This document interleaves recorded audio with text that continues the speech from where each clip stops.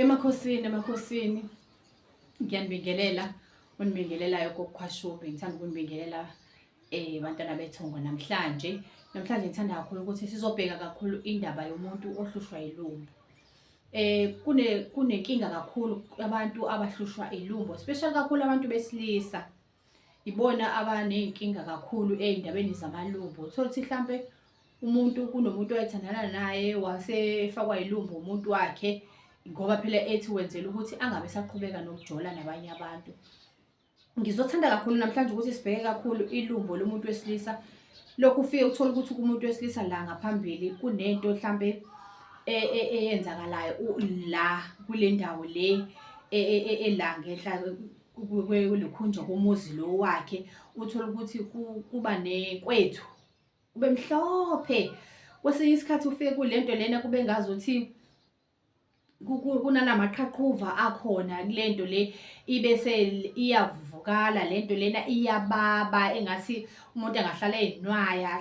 Omunye uze kugcine sekutholakala ukuthi umuzi lo isikhwama lesi somuzi wakhe lesi siyavuleka, siyakhula, silokhu sivuvukala. Namhlanje uMakhoskhwashube uthanda kakhulu ukunithulela ukuthi usizo lukhona abantu abanaleyo nkinga, ngoba leyo nkinga yenza ukuthi ngokuhamba kwesikhathi uthole ukuthi induku yakho ayisavuki ngendlela, noma kwesinye isikhathi uthole ukuthi nje ayisavuki kwayibona kwayinhlobonhlobo nje sifile, ngenxa yokuthi phela angithi lento lena iqale ikudle imizwa, imithambo. Mengithi imizwa ngichaza ukuthi imithambo iqale ikudle imithambo la ngaphakathi, ikudle la emthambeni, ithi isuka-ke manjena ibikhathaza ubuwena bakho. Ugcine usuthi noma kuthiwa uyafisa ukuthi ulangazelela ukuthi ngathi ungahlangana nomuntu wesifazane, kungenzeki. Inkinga lento le isiqale yakudla lapha ngaphakathi, ngoba uthola ukuthi uyabona ngalesi sikhathi uzinwaya, iyathuza lento, iba nekwethu, inkwethu le efana nekwethu yasekhanda. Uthola ukuthi iba njalo lento lena kuze kugcine sekumhlophe la esikhumbeni, ngisho noma kuthiwa ugcobile noma ugcobanga lutho, kuyifanele njena lento lena iyathuza moyinwaya, iyathuza. Umuntu wakhona-ke akathandi lutho-ke ngaleso sikhathi, ngoba lento lena yenza ukuthi uzube nanenhliziyo encane yokuthi ugcine ungasathandi nokudla nokuba phakathi kwabantu abaningi, engathi ungaba umuntu ongahlalela wedwa, ngoba omunye uzagcine sekuvuvukele ngale ndlela yokuthi ngisho esethi ufaka ibhlukwe sekuyabonakala manje ukuthi kuyakhula laphayana, kukhona into eyenzakalayo. Azagcine sezinyeza nakwabanye abantu, kuba phakathi kwabanye abantu, ngoba phela manjena isimo sakhe silokhu siya ngokushintsha. Bantu abakwethu-ke ngizozama ukunichazela ukuthi ungahlali nesimo esifana naleso. Uma ngabe unesimo esifana naleso, sondela ngaphambili phela uze ukwazi ukusizakala, omakhosi bakusize, ungaphili nento engasiyona yakho, ngoba leyo nto into ongazalwanga nayo, into ekuthola nje kwesinye isikhathi mhlampe into oyijombile ibekiwe egcekeni, wabe suyafika wena wayijomba, awuzange uzuye ngisho ukuyoyithola na mhlampe nakomunye umuntu, ukuthi mhlampe ukuthi uyaganga wasotholana nomuntu owenziwe leyo nto, ujombe nje ibekelwe wena vele. Ngoba phela izinto ey'ningi mangabe idwetshiwe yabekwa kwabezwa igama lakho, vele into isuke izophuma nawe lapho. So ngithi-ke sukumani-ke nize ngaphambili, ningahlali nezimo ezikanjalo, ngoba leyo nto igcina iqhatha nomuntu wakho wesifazane onaye, igcina iqeda ngisho umshado wakho, ngoba phela akekho umuntu ongahlalela ukuthi umuzi wakhe usufile, ngoba mengasekho inkonzo ekamereni umuzi awusekho, usuke sowufile lowo muzi.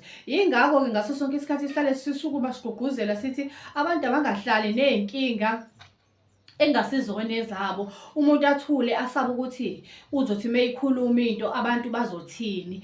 Cha, thola lo wakho nikhulume naye, nibonisane iy'ndaba zenu zasekamereni, kube iy'ndaba zenu zingaphumeli ngaphandle, ngoba phela mangabe nisebudlelwaneni yonke into niyenza ngokubambisana, niyahloniphana, niyathobelana, ukuthi noma kuthiwa kuvela siphi isimo kufanele kube into enizoyilwa leyo, nifayithe ize igcine niyinqoba. Ungazi lokhu uphumela ngaphandle umuntu wesifazane uyotshela abanye abantu ukuthi umyeni wami ubona nje lapha endlini akusenzeki ukuthi nokuthi sekunenkinga ewu-1 no-2. Ngalokho iyamphoqa umuntu wesilisa leyo nto, imqeda amandla, imqeda uthando, ngoba phela ngalesikhathi ehamba lapha ngaphandle bayambuka phela abangani bakho ukuthi oh hhayi-ke phela ziyakhala laphayana usenenkinga ekanjena.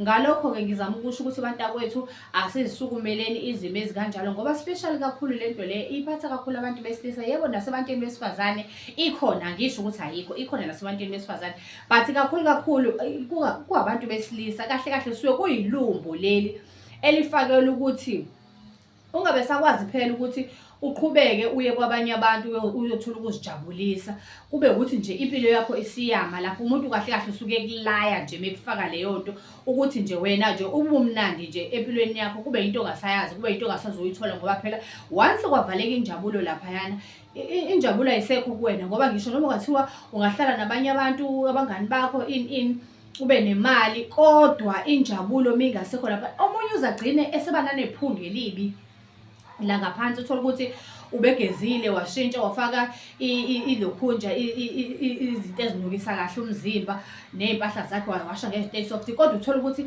ngokujuluka ehamba noma ngokushisa kwelanga igcine lento le yenza ukuthi kube nephunga elibi elikhona nje la kuye ngaphansi, elizolokhu lithaquka nje, agcine esezinyeza engazithandi ukuhlala nabanye abantu ngenxa yaleso simo. Yingakho-ke nje sukuma ngiza ngaphambili ngithi abantu abazisukumele kusenesikhathi. Ungahlali nento ongayazi ukuthi iyini, yenziwa yini, uhlale uthule uze ugcine into isize yakhela kuwena ngaphakathi, ungasazi manje ukuthi lento le uzoyilungisa kanjani isimo sayo. Into efanele siyazi ukuthi empilweni ngalesikhathi uhleli nento ongayazi ukuthi yini emesane yakuvela nje, ngasikhathi uhlezi nayo isikhathi eside, lento lena iyakhela kuwena ngaphakathi, iyakhela kanjalo nokulapheka kusuke kusengeseza ukuba lula. Angizothi mina mengikunikeza imbiza namhlanje ngakusasa wena so-right, akuzoba njalo ngoba nayo sinesikhathi lento lena ihlalile kuwena. So sekuzofanele silokhu siyincenga izigcine ilungile, nale mithambo lena ekade singasakhona ukusebenza kahle ivuke ime ngey'nyawo. Ngalokho-ke bantakwethu-ke sukumani-ke nisondele-ke uMakhosikaShube. uMakhosikaShube uyatholakala eThekwini. Abantu abamdingayo uyafoneleka, uyakhona nako-WhatsApp futhi, ukhulume noMakhosi nje ubeke inkinga yakho, uMakhosi akusize. uMakhosi ngomhla ka-6, 7, 8 kuya le uzobe eseGoli nje zonke lezo y'nsuku. Uma umdinga nje umfonele, ungafona namanje kusasa isikhathi usho ukuthi unenkinga e-1 no-2. Uma ungayazi inkinga yakho ufone umbuze uMakhosi ukuthi ukephi, ufike kuMakhosi nibonisane, akubone ebese kutshela ukuthi inkinga yakho yini, ukwazi ukusizakala. Abantu abalapheke kusanesikhathi. Ngiyabonga Makhosi.